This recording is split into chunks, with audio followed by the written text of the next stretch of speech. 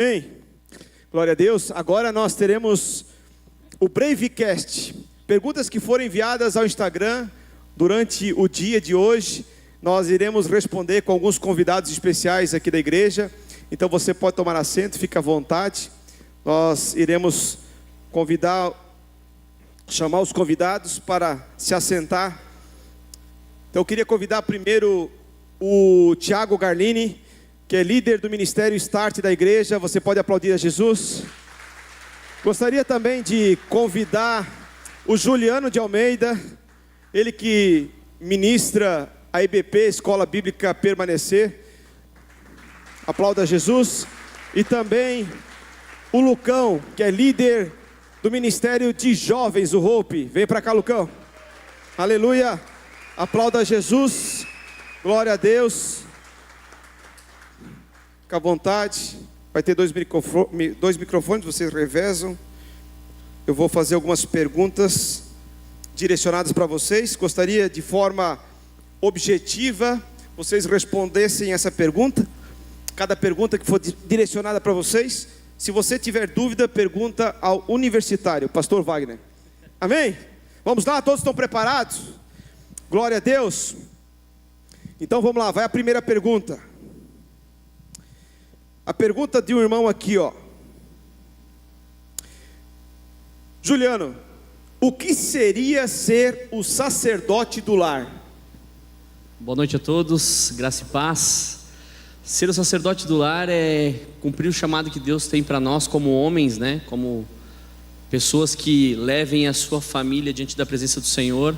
Ser o responsável pela vida espiritual da sua esposa, dos seus filhos, direcionar a sua família no caminho que o Senhor tem, e ser alguém que busca a vontade de Deus para dar direção para a sua casa, né? Então é algo nobre, importante, e nós precisamos estar debaixo da direção do Senhor para fazer a vontade dEle, para dar direção para a nossa família e buscar isso diante da presença do Senhor, né? Então ser o sacerdote da nossa casa é realmente estar como líder da casa, dando a direção espiritual e buscando dar direcionamento para a nossa família debaixo da ação do Senhor, né? Amém. Glória a Deus. Essa pergunta agora vai para o Lucão. Lucão, em que momento de sua vida você experimentou o maior crescimento espiritual? Qual foi a tua maior experiência espiritual durante a tua caminhada com Jesus? Boa noite, gente, beleza? A melhor estação que eu tenho vivido em Cristo foi a estação que eu me encontro agora. Foi a estação onde eu me permiti ser quebrado, que eu me permiti ser moldado pela mão de Jesus, que eu me permiti a viver os planos e os sonhos dele. Muitos anos da minha vida eu tinha uma palavra, eu tinha um direcionamento sobre a minha vida, e eu tomei isso como a minha verdade absoluta, e eu deixei de ouvir a voz de Jesus pelo caminho.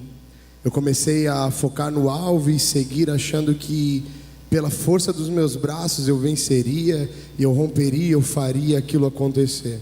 E Jesus, nesses últimos dias, Ele tem me ensinado que é através da fé, que é através do meu coração quebrantado, que eu estou me tornando aquilo que Ele me chamou para ser. Então eu tenho vivido a melhor estação da minha vida todos os dias, a cada amanhecer, me rendendo aos pés de Jesus e me fazendo disponível na mão dEle.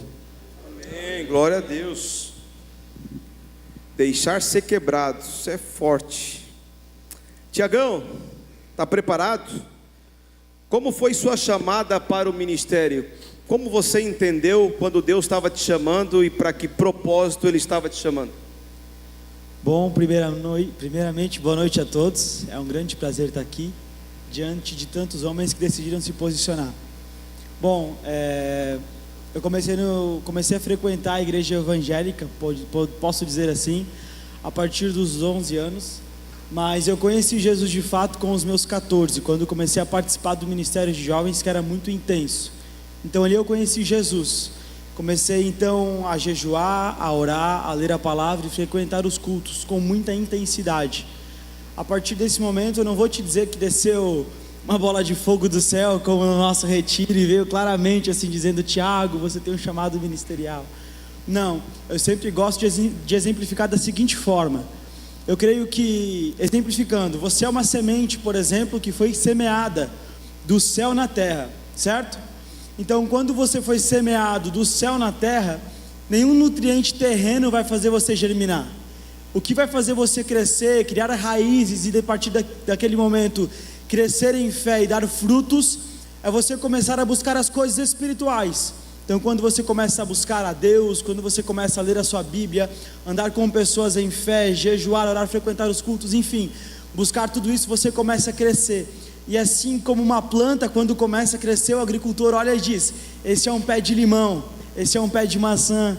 Os meus avós trabalharam muito tempo na roça e eles já diziam: esse é um pé de fumo, e assim por diante. Assim somos nós, quando nós começamos a crescer na fé, buscar o Senhor, e nós começamos a nos desenvolver, as pessoas vão olhando e vão dizer: cara, você dá um evangelista, você dá um pastor, você vai ser um empresário que vai implantar o reino de Deus nas empresas, e você vai ser um homem que vai ter uma carreira próspera, e você vai incentivar pessoas a seguir o reino de Deus. Então eu acredito que o meu chamado ministerial começou a florescer aos poucos, quando eu fui me desenvolvendo na fé, e as pessoas começaram a dizer: você tem um potencial para o ministério, e eu comecei a ver Deus me usando, não pelas minhas forças, mas através da graça dele. Aí então eu pude notar que era um chamado do Senhor. Amém. Glória a Deus. Uma pergunta aqui para o Juliano. Juliano, tem um homem corajoso aqui que faz a seguinte pergunta: como eu posso me concentrar para ficar cada dia mais no caminho de Deus? Talvez seja, que tipo de conselho você daria para ele continuar no caminho, permanecer, persistir e romper? Para a gente poder cada vez mais estar mais perto do Senhor, a gente precisa ter intimidade e relacionamento, né? Então tudo começa no nosso relacionamento com Deus. Mateus vai falar que quando a gente quer ter essa intimidade com o Senhor, a gente deve entrar dentro do nosso quarto, fechar a nossa porta, dobrar o nosso joelho e se colocar na presença dele, e ali ele vai estar nos ouvindo, ali ele estará com a gente, e a gente precisa buscar essa direção do Senhor. Tem um versículo que eu gosto muito, que fala que se a gente quiser ser bem sucedido em tudo aquilo que a gente faz, a gente precisa meditar na palavra do Senhor de dia e de noite. Então, para a gente poder permanecer firme no caminho, é uma decisão diária de se colocar diante da presença de Deus, ter esse relacionamento, essa intimidade com o Senhor, buscar a presença dele na leitura da palavra, na oração, na meditação da palavra, porque é isso que vai fazer a diferença. Jesus, quando ele foi levado ao deserto pelo Espírito para que ele pudesse passar aquele período de jejum, e logo após isso ele foi tentado, em todos os momentos que ele foi tentado, ele confrontou a tentação com a palavra de Deus. E muitas vezes a gente tem perdido batalhas, a gente tem perdido guerras, porque a gente quer fazer tudo na força do nosso próprio braço. E a partir do momento que a gente decide estar na presença do Senhor, buscando a palavra dele, meditando na sua palavra, tendo um relacionamento de intimidade com Deus, ele vai nos conduzindo, ele vai nos direcionando, e nos momentos certos a palavra de Deus vem na nossa mente para que a gente possa combater tudo aquilo que a gente precisa. E às vezes a gente quer buscar mais a Deus, a gente não sabe como fazer, e a dica que eu te dou é: comece. Não queira transformar, pular do 10 para o 20, do 30 para o 40, mas comece todos os dias, 1%, melhorando 1% todos os dias, a constância. É isso que vai fazer a diferença nos dias que você precisar, porque o Senhor sempre está com a gente. Então intimidade nada mais é do que relacionamento diário, todos os dias na presença do Senhor, se dedicando, buscando a vontade dEle, buscando a presença dEle, tendo relacionamento íntimo com Ele. Ok? Amém. Lucão, prepara, essa é um pedido de socorro de uma esposa, e ela quer um conselho.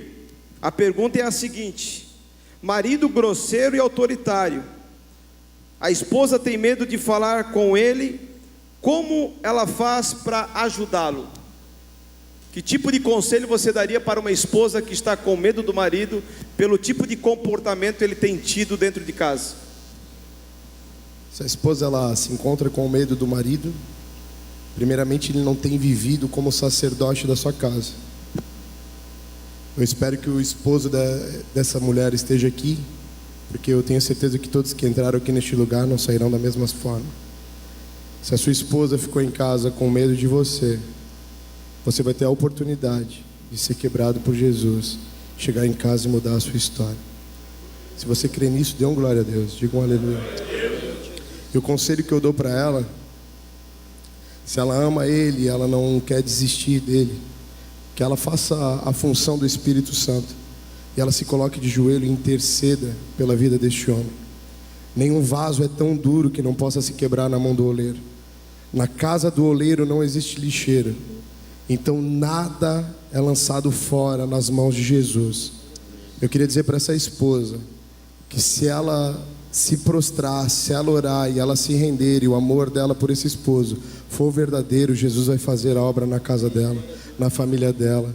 E através do coração contrito dela e da entrega dela e da busca e da oração, o marido vai ser tocado, o marido vai ser restaurado e vai se tornar o sacerdote da casa. E no lugar do medo, o amor vai prevalecer. No lugar da tristeza, a alegria vai prevalecer. Porque Jesus, Ele é o oleiro que nos molda. Nós podemos ter a nossa casca dura, ser cascudo, mas na mão dele nós somos moldáveis, maleáveis. Amém? Amém. Glória a Deus, aleluia, aplauda Jesus. Glória a Deus. Tiagão, tem uma pergunta boa para ti aqui, cara. O que significa ser um homem de Deus segundo as Escrituras? Só a resposta sábia aqui, galera. Vocês me colocam numa sinuca de bico com esses homens aqui, Jesus do céu. Vamos lá. O que é um homem de Deus segundo as Escrituras? Eu acredito que, assim como nós vemos nos apóstolos, que conforme eles caminhavam pelas cidades, as pessoas testificavam de que eles eram homens cheios do Espírito Santo, que por onde eles chegavam, os ambientes eram transformados. O principal fator de um homem de Deus está nas suas atitudes, está no seu caráter. A Bíblia diz que não pode de uma fonte jorrar dois tipos de água, assim como a gente viu desse homem, jorrar água doce na frente de todo mundo e água amarga dentro de casa. Isso não é homem de Deus, isso é um homem ignorante. Nós, quando nós nos posicionamos para ser homens de Deus, por onde nós passamos, nós implantamos a cultura do reino, através das nossas atitudes, através do nosso caráter. Gente, nós não podemos mistificar isso, dizer que o homem de Deus é aquele que vem falando em língua estranha, e sai revelando a vida de todo mundo, e nada de ruim acontece com ele, e o cara super entende da Bíblia. Isso é muito legal, mas o básico, bem feito, é aquele homem que decide romper e cumprir os princípios da Bíblia na sua vida pessoal todos os dias. Eu não estou te dizendo que isso vai ser fácil ou gostoso, porque o Evangelho vem para nos confrontar, mas quando nós decidimos olhar para a Bíblia e dizer o que eu preciso mudar e me posicionar todos os dias, a partir desse momento, você começa a ser um homem de Deus na sua vida. Amém. Última pergunta para o Juliano agora. Juliano, na prática do dia a dia, do cotidiano, como se faz para ser o sacerdote e também ser o provedor? Como separar isso? Na verdade, não tem como você separar, né? Você é um, e diante da presença de Deus, a gente busca e tem que buscar isso, como a palavra nos ensina, que nós temos que colocar o Senhor como prioridade em todas as coisas.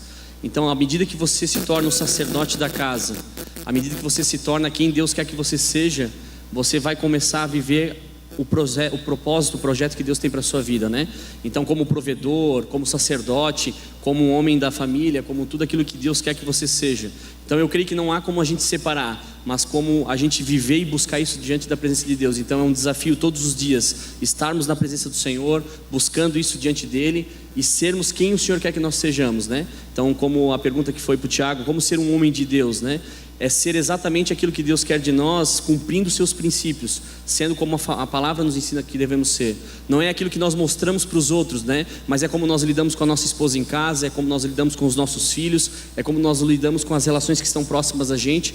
É aí que nós vamos transparecer quem nós somos verdadeiramente, conforme a vontade de Deus. E eu creio que como sacerdote, como provedor, isso está tudo junto, aonde buscando a vontade de Deus, isso vai acontecer naturalmente, conforme a vontade do Espírito. Então, às vezes a gente quer se cobrar para ser melhor em algumas outras coisas, quer ser melhor nisso, mas o principal é ser conforme a vontade de Deus, conforme as Escrituras, é cumprir os princípios estabelecidos pelo Senhor e ser cada vez mais parecido com Ele, assim como Ele nos deixou o modelo, né? O modelo é Cristo, e temos que olhar para Ele e fazer conforme a vontade dEle. Eu creio que dessa forma não tem como separar, mas tem como ser conforme a vontade dEle, buscando os princípios da Bíblia para aplicarmos na nossa vida, e assim nós seremos conforme Ele quer que a gente seja.